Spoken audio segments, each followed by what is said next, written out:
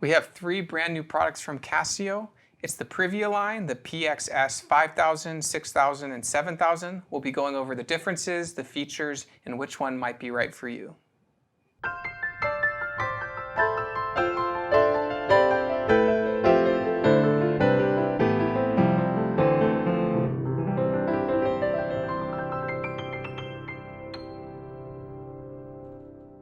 Hi, this is Ted with Alamo Music Center in downtown San Antonio, Texas. I'm Patrick Marr. You can find us online at alamomusic.com. If you haven't already, please subscribe to our YouTube channels, check out our other videos, sign up for notifications, like our videos, leave us comments. We appreciate your support and we love to interact with you. Well, I'm going to get comfortable here. We got lots to talk about. This is a great product line. It is. And it's brand new to 2022. September was the release. The first one that we saw here at the store was the 7000. That's changed everything for me. I'll tell you why. I think whenever there's a new product line, the first thing you need to do is start at the top. Go straight for the top of the line model and enjoy it. And we've been calling it a sawhorse piano around here because it looks like it has a sawhorse that it sets on. And the first targeted market person that came in and saw it bought it on site almost 2 days after we shot the video. And they're hard to find right now. It's a top seller. It's an exciting keyboard because it is the first time I can honestly say that Casio just went out and went straight into the pro, top, intermediate level keyboard. They put a product out there in the $2,000 to $3,000 price range. Well, to your point, it kind of was something unexpected from Casio. They have had their portable lines for a long time, really affordable instruments that are great value, and they started to get into the intermediate range of portable keyboards that sometimes were over the $1,000 mark, but really just started to get their feet wet with it. And then they had like a higher level of like their in-home digitals that have the full casing and all that. But the 7000 really, that sawhorse concept, and when you put it together, you were talking about just how sturdy. Oh, it was rock solid. The foundation for playing on that thing is just as solid as a 7-foot grand piano. It has the way the lyre is constructed on it it looks like it's tubular with the 3 pedals on the bottom, but it is solid steel that hangs on there, and it's supported by that sawhorse. And when that keyboard just acts like it just binds all that stuff together, and when you play on, you can hit it real hard. It's not going to move. It's more sturdy than some of the entry line digital pianos that you see. Very sturdy. With the not to name any names, but even the fake walnut cases. I mean, like the Arias and the entry line Clavinovas, you can hit those and they're going to rock. This thing here is really solid. And it comes with that special lyre. So the addition of that stand you can buy separately for the 6000. But it doesn't have the pedal lyre. That's any digital piano that goes into the way that the 7000 model does, where it has those deep digital sounds, deep synthesized sounds, and the sounds are so great from the 70s, 80s, and 90s. They bear titles that they give you the regular digital piano, and those are all great, and they even have the general MIDI 1 and 2 voices down there. But when they have a piano that's called Not in Love, electric piano, it's exactly like the 10cc song, and all these things have these titles. I haven't figured them all out. It's like a riddle because the name is very very similar to what a famous song title would be. So the Let Piano would be the Let It Be. No, that's only on the 7000. I could not find that one on the 6000. So there is a voice difference in all these, of course. The 5000, which is in front of us here, only has 23 voices. The core voices, the German piano that they have. The electric pianos, the organs, a couple other voicings on piano. When you move up to the 6000, you have 350 voices. It's a lot of acoustic pianos. There's a lot of voices on there, but they don't give you the difference in their three premium pianos. Pianos. They have a Hamburg, and is that right? Yeah, they do a Berlin piano, a Hamburg piano, and then New York. Yeah, and so those pianos are only on the 7000. And they're German pianos. They say that it's German. So German piano is on the 5000, 6000. They call it German piano, and they have a couple different voices with it, but they don't specify. So when you move up to the 7000, you do get their 3 top samples: Hamburg, Berlin, and New York, which probably German Steinway, Hamburg Steinway, the Bechstein out of Berlin, and then New York Steinway. So those are the three big top brands on the 7000, and we'll listen to those here in a second. But the 350 voices on the 6000, we move up to 7000, it does jump up to 400 voices, and those 400 voices, kind of span between different things. But it's really fun to kind of solve the riddle of what song are they talking about with this effect and with this voicing. The thing that's amazing is some of those sounds, the electric pianos, like on the one that's supposed to be Just the Way You Are, it has the same tremolo, and it has a bit of phaser, or it's phase in it, but it also has a little bit of like a Mutron envelope filter follower in it. So it has a little bit of a higher arc or curve to the phase. Well, I spent a ton of time making these voices, and that's to you. It's hard to impress you when it comes to like a new digital piano. You've played you've played $15,000, $20,000 digital pians. That song, for example, Just the Way You Are, I played it when it was on the top 40, and I had a suitcase Fender Rhodes that had it in and out here, and all I had then was like a phase 90. That's about all that was. There wasn't a whole lot of effects, and it did the job. But when you listen to it, the sample they have on here, they've got the right kind of tremolo in it. They've got the right kind of chorusing or phasing, I mean. And then they also have a little bit of that Mutron kind of envelope. So to music historians like Ted, it would be a very fun instrument to just go through and play with the voices. The action between all of them is going to be the consistent kind of same action as their hybrid piano action. It has wood siding on each key, which is an interesting aspect of making it seem like it's a wooden action. And they don't shy away from saying it's paneling on the side, but it kind of just adds a little bit of well, the 6000 is real warm looking too, because it has the side paneling and it's got that nice piece. I guess it looks like beechwood. It's really attractive. Oh yeah, on the side paneling. On the side paneling, and there's a piece in the front. And of course, the 7000 on that sawhorse is just incredible. It's just so rock solid.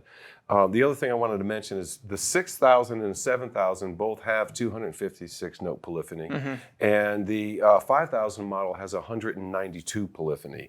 There is a difference in that. I mean, when you're doing an arpeggio and you run up, you can hear some of the difference between the 5000 You're heavy on your the damper two. pedal too. Yeah, that. And then they also have, all the models can run on batteries, which is kind of fascinating. They have a 4x8 watt system in the 7000 and close to the same thing in the 6000. Yeah. This one has a smaller sound This is system. a 2x8. So 2x8. So amount of speakers and the wattage. So this one is only going to have 8 watts and 8 watts per side.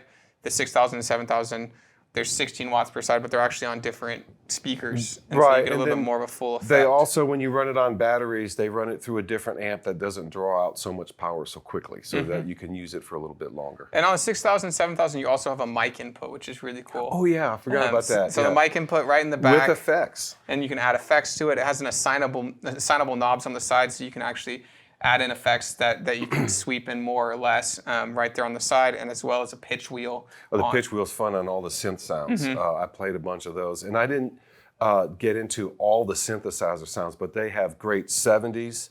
They have old tape string sounding machines, which are really horrible sounds, but they're effective if you wanted to do something that sounded, back then. Also in the 80s, they have those power synths, with the power chords, kind of like all the hair glam rock that had keyboards in it. All those sounds are built in there right there. Plus, you can go in and change it. Yeah, and what's really cool features, all of these instruments do come with a Bluetooth adapter that right out of the box, you don't have to go buy another part somewhere. They're ready to go. Pedals between all of them. The 5000 has kind of that square pedal, which is kind of crappy. The little, it's a little black square piece of plastic. It fulfills the box of having a sustain pedal. I know, and really kind of just annoying.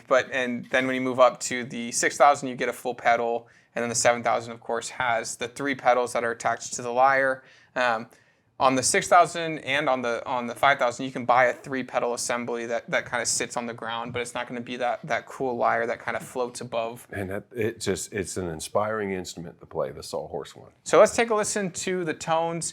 We'll come back, talk about pricing strategy that Casio has used, and a couple more features that the 6000, 7000 have and the 5000 does not. So stick around. We're going to listen to Ted play these.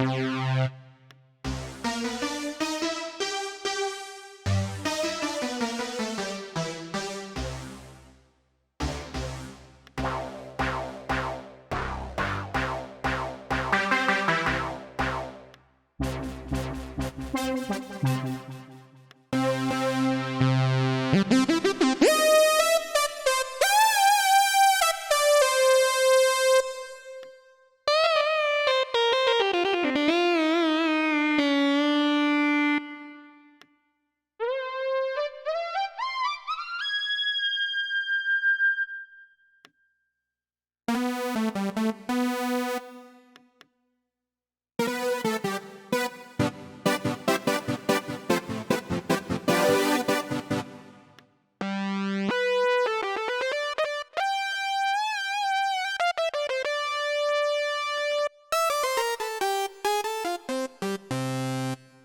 think it's pretty easy to tell that 7000 model, I absolutely loved it. It's inspiring and it's hard to get up off of once you start playing it and you get a sound, because it's like, man, this sound is so exactly like what you're looking for. It's hard to go to the next sound. You just really enjoy playing it. You want to see what certain things sound like.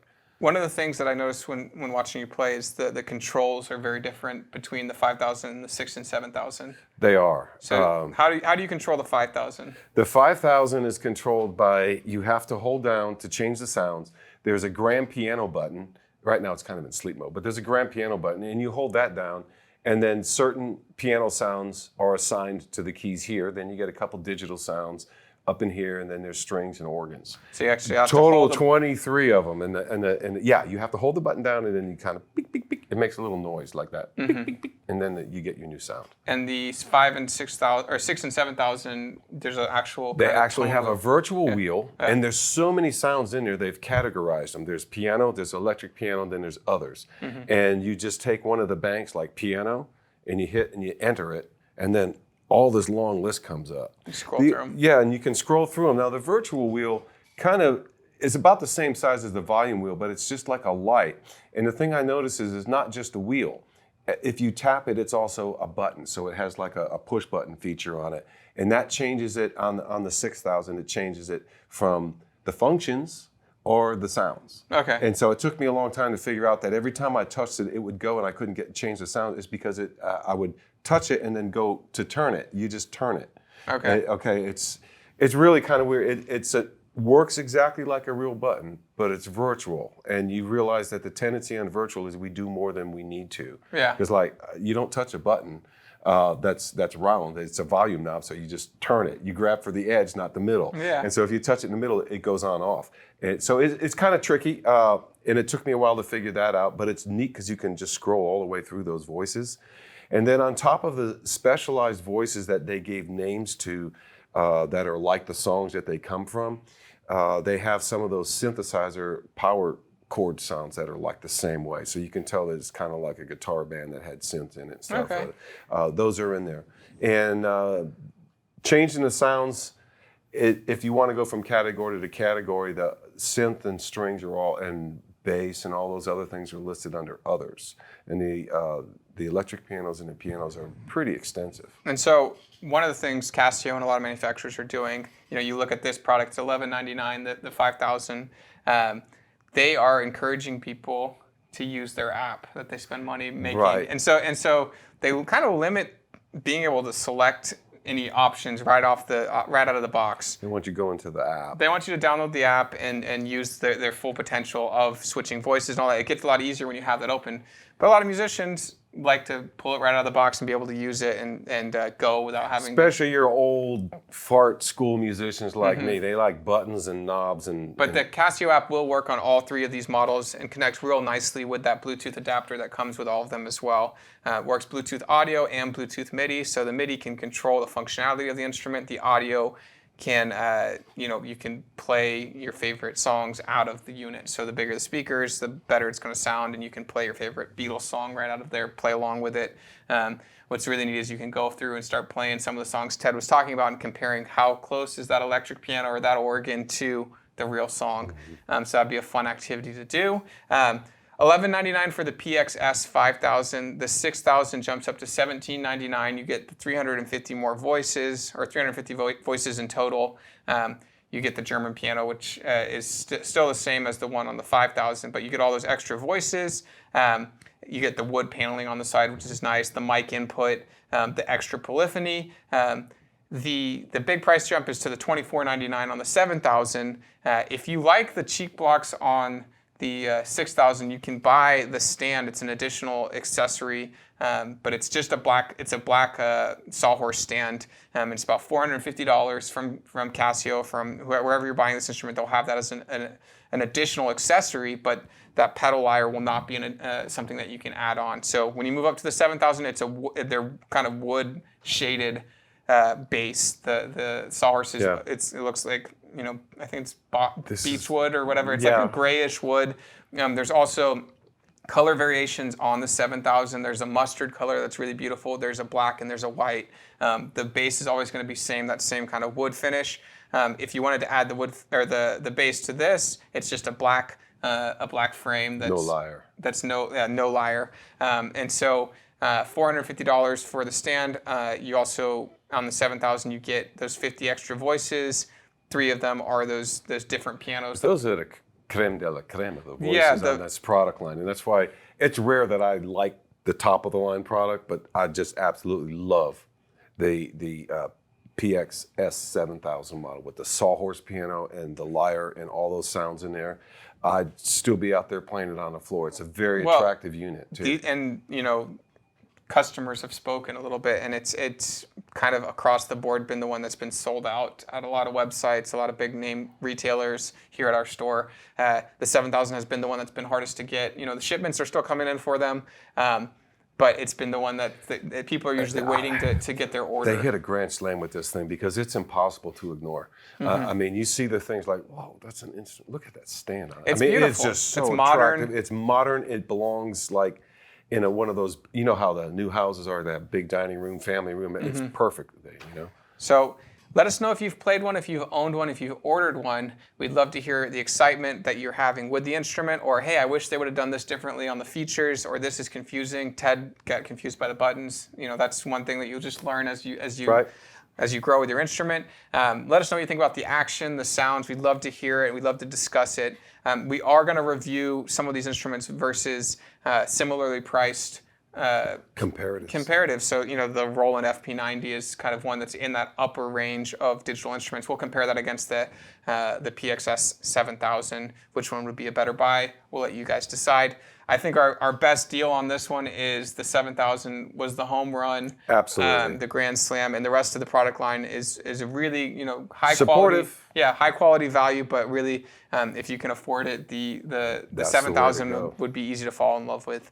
Thank you guys for watching. This is Ted Barcelou. I'm Patrick Marr. We're here in Alamo Music in San Antonio, Texas, and you can find us online at alamomusic.com. Thank you guys for watching.